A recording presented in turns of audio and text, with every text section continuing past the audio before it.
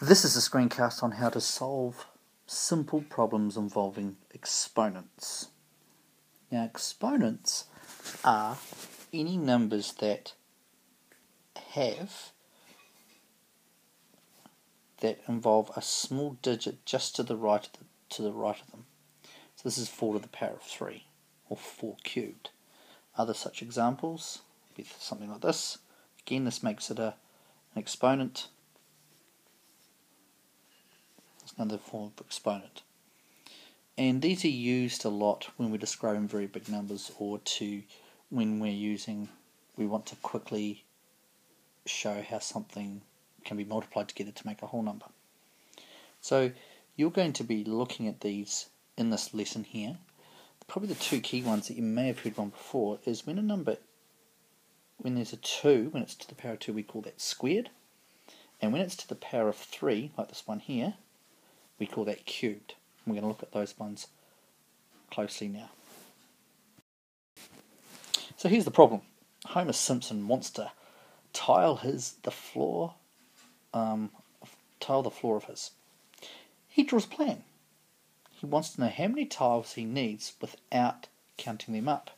Now you can see the plan is just here. This is his plan that he's drawn up. Now we could simply go through and count them 1, 2, 3, and so forth. But let's say you wanted to find this out quickly. What would you do? Take a moment to consider.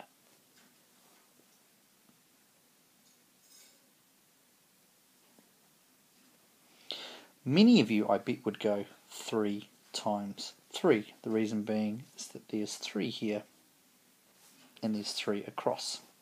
So 3 columns and 3 rows. So 3 times 3, which gives you 9. Now what we can actually do, another way, or alternative way of writing this, is actually going 3 to the power of 2, which also equals 9, but it means exactly the same thing as 3 times 3. So for another example, if we had 7 squared equals exactly the same as 7 times 7. Let's try another example. Same thing again here, but Homer wants to tile his lounge. So how could we quickly find out how many tiles he needs? Again, we could go 6 times 6, which gives us 36, or we can write it as 6 squared. Again, if you remember, just like before, 6 times 6 is exactly the same as 6 squared. So those are the squared numbers. Any number that ends, that has a 2 here, is called a squared number, and it just means that itself is multiplied by itself again. Let's look at another one.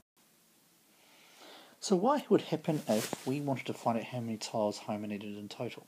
So you remember we had 3 squared plus 6 squared is equal to. Now what we'd actually have to do to solve this problem is expand them out. So the first thing is we'd have to go 3 times 3,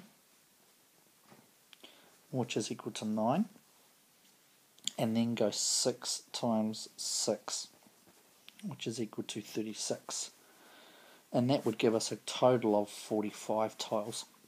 Here we need. When we add exponents together, we actually need to expand them out and find what the real value of it is, like we did here. Otherwise, if we just went 3 plus 6 is 9, and then we went 9 squared, that's quite a different number than what the actual answer is.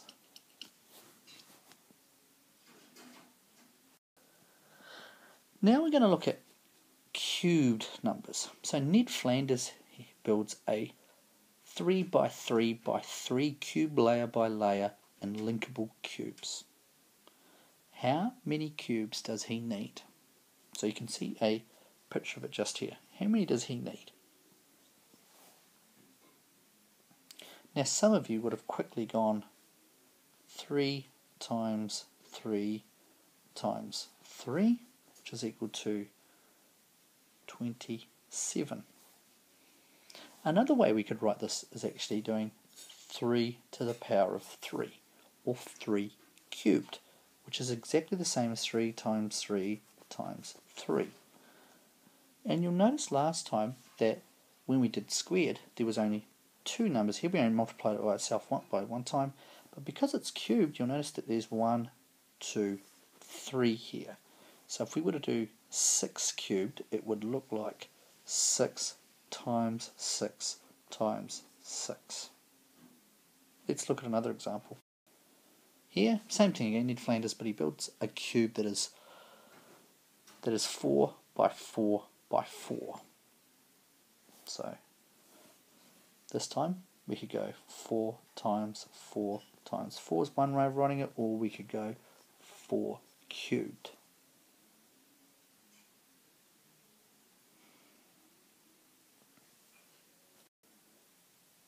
And just to finish off, let's say we had to add those two together.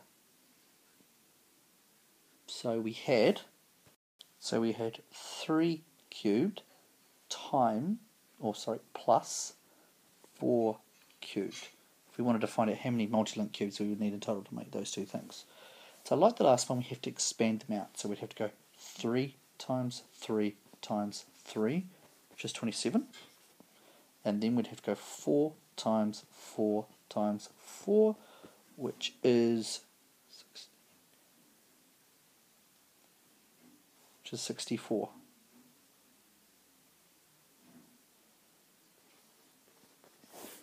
Then we simply add those two numbers together, and that gives us 91 cubes needed to make these.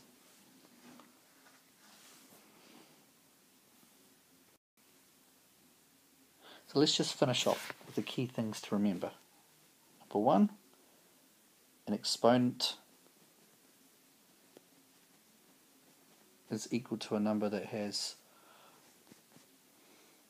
a little tiny number to the right hand side of it. Number 2, any numbers that is where that little exponent is a 2 are called squared numbers. And ones with a little 3 to the right of it and for an exponent are called cubed numbers.